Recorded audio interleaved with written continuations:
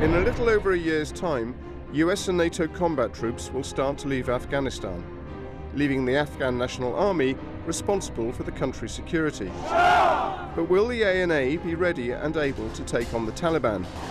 As part of our occasional series of reports on the countdown to the withdrawal, People and Power has been to see the Afghan army preparing to hold the line.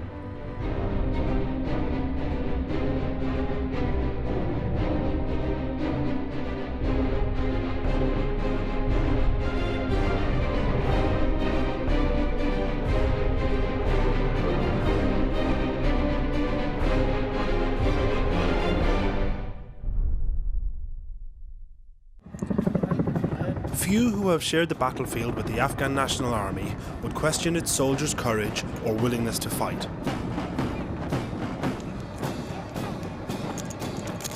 But a truly effective modern army needs more than just brave troops. Training, discipline, equipment, air support, artillery, intelligence gathering, medical backup. All these and more should be in place before a soldier can march off to war. When American and other NATO troops pull out in 2014, responsibility for security in Afghanistan will fall on men like these. That prospect worries many observers.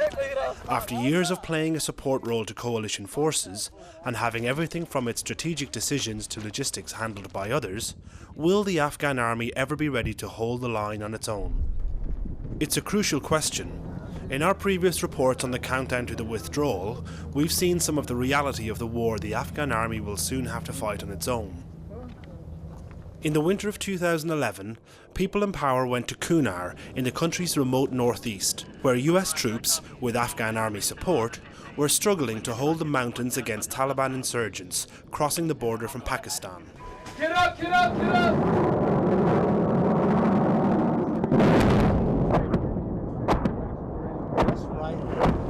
Well, 2-1, cleared hot, cleared hot, cleared hot. 207, good strafe, good strafe. If the Americans, with all their firepower and logistic support, have struggled in places like Kunar, how will the greatly under-resourced Afghan troops ever cope? General Sher Mohammad Karimi is the Afghan Army's most senior officer. While he concedes there are difficulties ahead, he's also convinced he is building an effective force. We do have challenges. The challenges we have is the Air Force in the logistic area, the counter-ID issues, intelligence, and other issues like firepower and so on. The training is excellent. The training that we get now, and if you go to any training center, any of the academies, you will see just Afghan instructors. This emphasis on self-reliance is important. If the Afghan army is to succeed, it will need its own strong leaders. And here at Kabul Military Training Center, the army is trying to create them. Officer cadets are put through a comprehensive 24-week course with a strong focus on tactics. Captain Ruhullah is an instructor at the Officer Candidate School.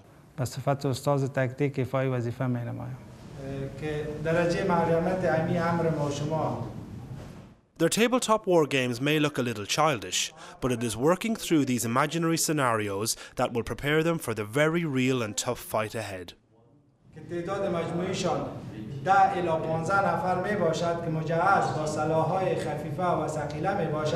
دشمن می‌خواهد که شبانگام در امی ساحه یک حمله نموده و ساحه را ناامن بسازد. امی طوله وظیفه مامانت کردن در مقابل نمی شورش‌هایی که از امی استقامت می‌آید و زمانی که با دشمن ما و شما تماس می‌گیریم این را می‌تونیم که ما بگوییم اکسیدنت. یکی از اهمیت خاص فعالیت‌های محاربه‌ای اساسش پلانگذاری دقیق است. 70% هم میتونم گفته که درس‌های تکتیک در این عرصه پیش برده میشه. فعلا ما قادر هستیم که 100% ترینینگ‌های خود و تمرینات خود به صورت اساسیش پیش ببریم. Recruitment and training is a huge priority for the Afghan National Army if it is to go it alone. As things stand, it has to replace approximately 30% of its soldiers every year. Some of this is because of high casualty rates. Since the war began 11 years ago, the US has lost over 2,000 soldiers. By comparison, the ANA lost nearly 850 men in the year 2012 alone. But failure to re-enlist is also a major problem. Up to a quarter of all recruits currently decline to extend their contracts beyond the first 3 years. This means that the ANA needs to train around 60,000 new troops each year just to maintain its current strength of 190,000. In order to produce these huge numbers, several new training centres have been built, including this one in Helmand province. Here, Danish troops are mentoring the Afghan instructors. It's a hands-off role. They advise the teaching staff, but don't conduct the training themselves. It's the source of some frustration. When we see that they're training the recruits wrong, we cannot say anything to them because we have to step back, and that's frustrating. We have had a lot of problems with the education, where the recruits are like 250 people gathered around one weapon. And right now over here what we see is they are split up into small groups, and so far it looks really good. The Afghan National Army, or ANA, is regularly criticised for being unprofessional, and it's easy to find fault when comparing it to a Western army. But that's just the point. It isn't a Western army. The ANA wasn't built to pull ceremonial guard at Buckingham Palace or the White House. It's an Afghan army with Afghan ways for an Afghan war. And to be fair, their Danish advisors here do understand what that means. The ANA, they can do it. They live from day to day, they live from hand to mouth, and they can manage to do that. We can say that in our Western world, in our comfort world, we are used to planning a year ahead and everything, but that's because we're not living in this environment as they are. They're living in a war every day.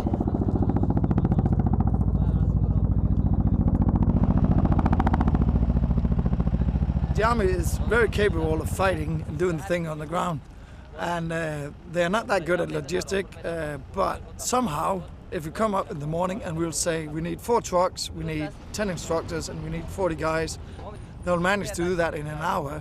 But if we told them a week ago that today we're going to have this amount of people and material, they'll just say, from where? We don't know.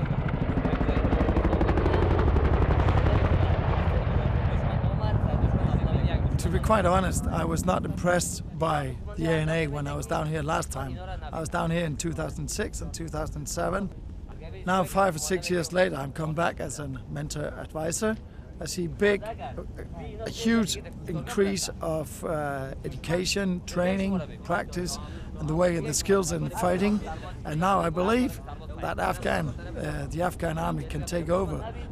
It's going to be many problems and a lot of difficulties, but I believe that they can provide security for these people. I'm actually pretty proud of these guys. کمین چه قسم است در کجا اجرا میشه متوجه کمین 2 کاتگوری کمین است یعنی 2 قسم است صحیح است یکی فرصت یا پلان شده است و یکی دیگه ایش است عاجل درست است از دور یک صدای دشمن میبینی یکی خودش از 500 متری 1000 متری میبینی دشمن اون وقت ما و شما چی میگیریم عاجل.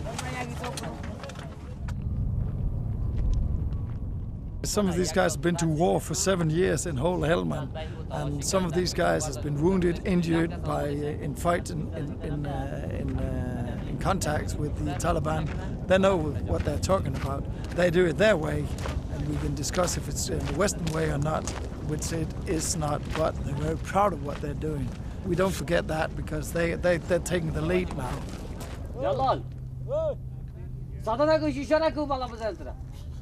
واید خاکو میلی سالایت نمیدیم که تو پیشتن گدری نه نه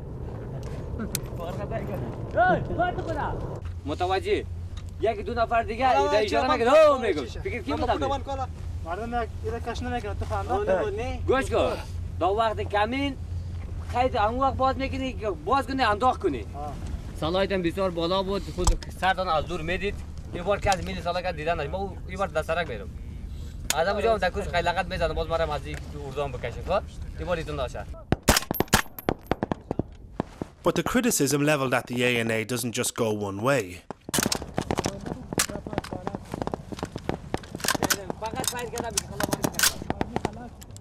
Its soldiers regularly complain that their equipment is substandard, with particular hatred reserved for the American-made M16 rifle, which they are forced to use. نظرات شخصی من است.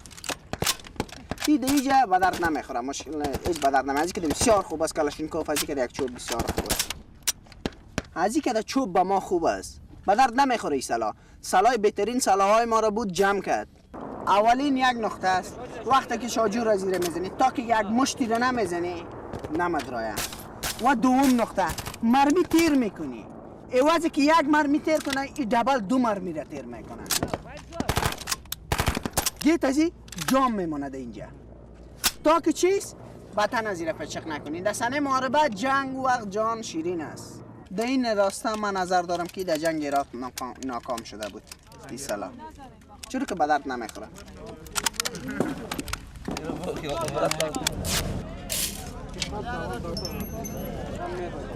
There are contrasting stories here about exactly why the Americans introduced the M16 into Afghanistan. But cynics quietly point out that the rifle takes a different type of bullet to the Russian AK-47, the Taliban standard weapon.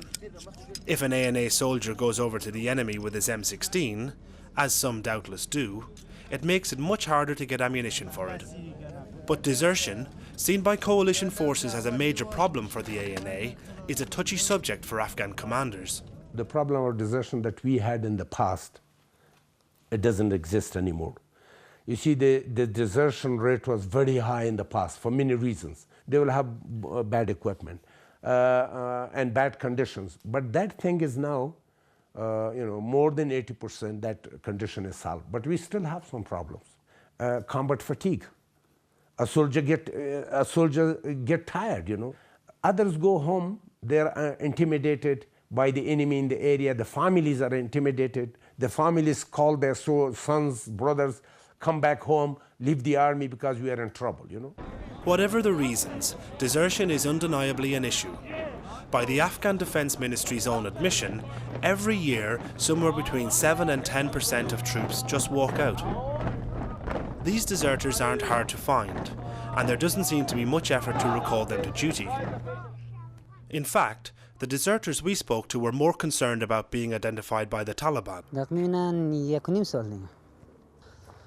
چون که مشکلات بود لوگر ما به او خاطر ایلا کردم بس خاطر طالب طالب در منطقه ما زیاد است لوگر چون که ما در جای افتادیم که در منطقه طالب هستیم چون که بار خود پشت خانه می آمد که اردو را ایلا کو اگه ایلا نمیکنیم باز دیگه آیندهت خوب نمیشد یعنی سرت بریده میشد مشکل ما فامیلم بود به خاطر ما ایلا کردم در غیر از ادامه میدادم تا که زنده بود تا که خون در جان ما بود ما خدمت میکردم به وطن و وطن مثل مادر ورسته. This kind of intimidation is a distressingly common problem and not always understood in the West.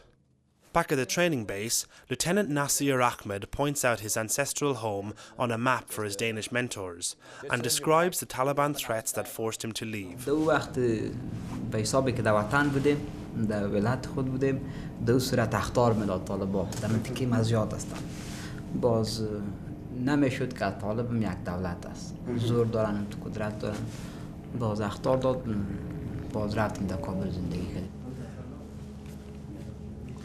تقریبا بگو 3 سال شده که در ولایت خود ما به حساب نرفتیم تنها ما اکثریت به حساب کسایی که دولت کار میکنه وظیفه خود در دولت اجرا میکنن اونا به حساب کت فامیل خود در کابل زندگی میکنن.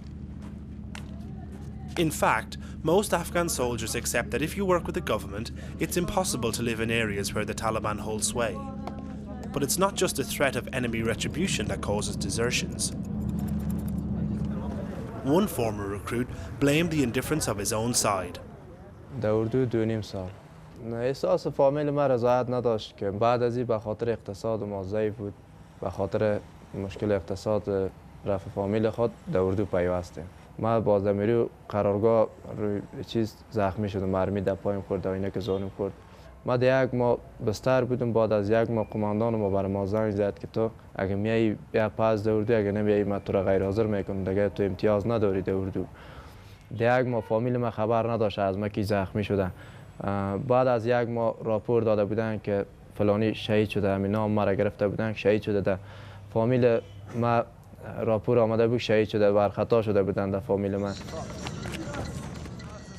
If there are misconceptions in the West about the causes of ANA desertion, the same could be said of another increasing problem.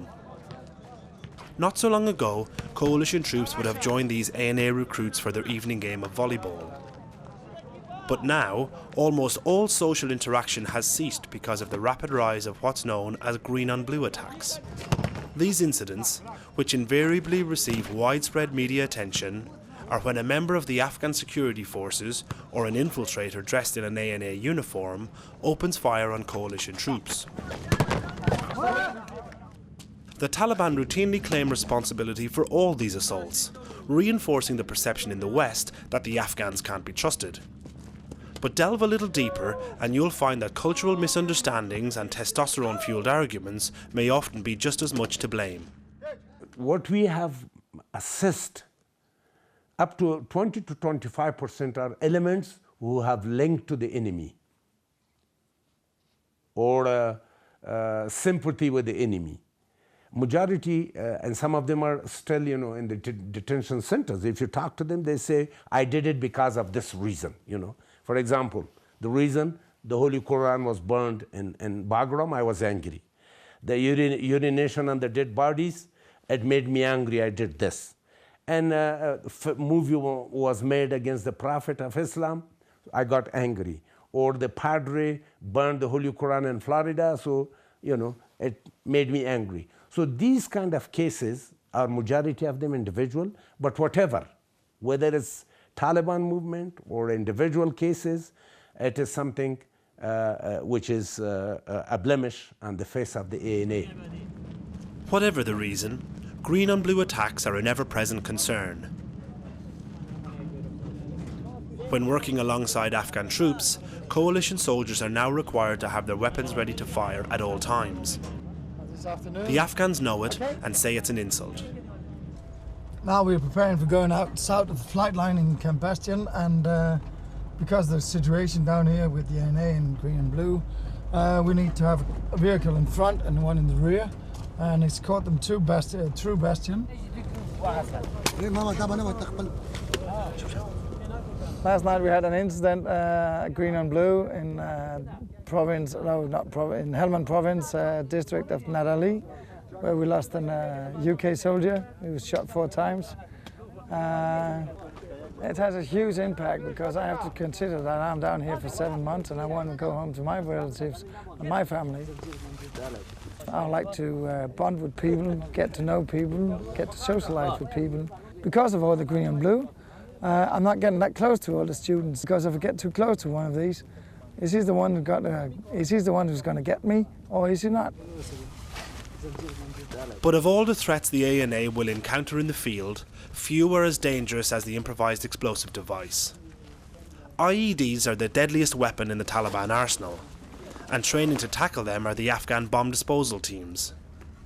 They are considered high-value targets for Taliban assassins, which is why their identity is hidden. They also pride themselves as something of an elite and have strong opinions about the forces they are set to replace.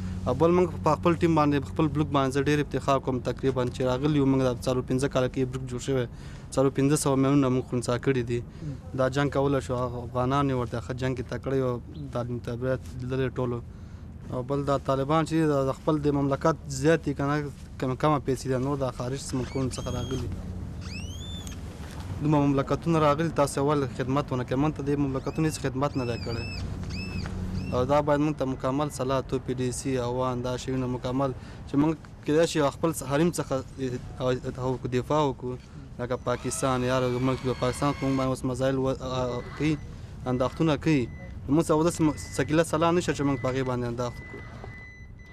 Everyone here knows these equipment shortfalls will make it that much harder to keep the Taliban at bay. Yet there seems no reason to doubt their determination to do their best with what they've got. As these recruits come to the end of their training cycle, they take their soldier's oath.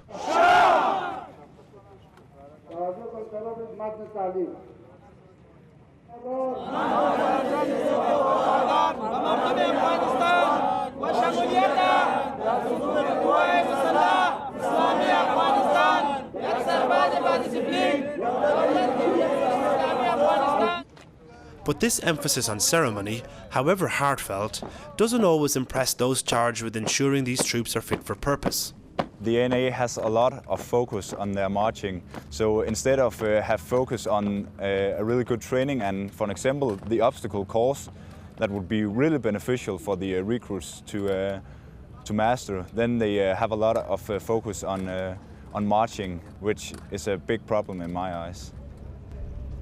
The Danish advisors here told us that out of the 9-week basic training for frontline combat, only a single day is dedicated to the obstacle course, while marching occurs every day. I do not think they are ready to go into battle after 9 weeks. I think they should extend the training from 9 weeks up till, for example, 12 weeks to get a bit more quality in the training. Much of the fighting in Afghanistan happens in remote and rural areas. But as the American numbers dwindle in the run-up to 2014, the Taliban are expected to increase their attacks on towns and cities, and the Afghan army is preparing to combat them. What's going on today is that the recruits are getting some training in how to fight in urban terrain. What they're doing now is that they make a house out of stones. It's an imaginary house, so that you can put all the recruits around the house, so everybody can see into the house. But unfortunately, I don't think we will see that today. The reason Sergeant Anders is frustrated is because the Afghan commander and deputy, who should have been here to oversee the exercise, have both gone on leave unexpectedly. They've left no instructions to their junior officers, and the Afghans are having to make it up as they go along.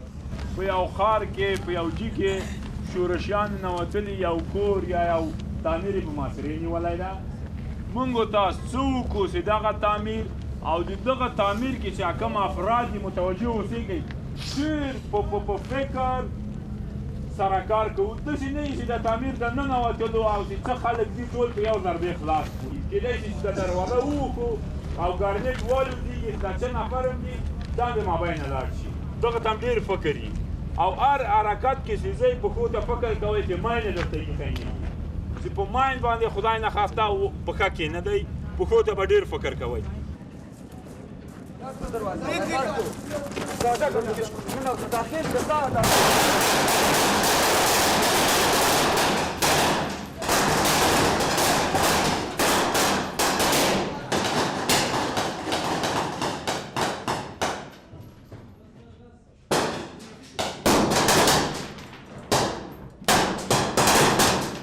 So what we see right here is probably one of the best sessions in fighting in urban terrain among the recruits, despite the thing that the two in command in this company are not really here, and they didn't pass anything on to the one who's in command right now.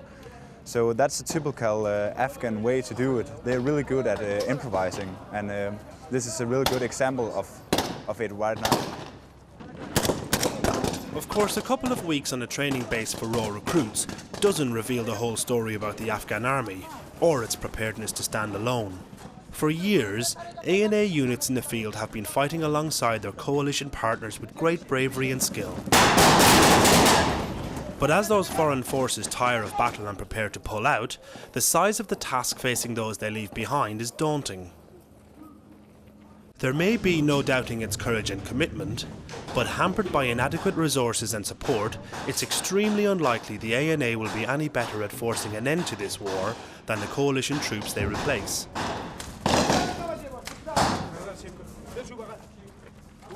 What might matter more is how long they can hold the line until a solution is found elsewhere.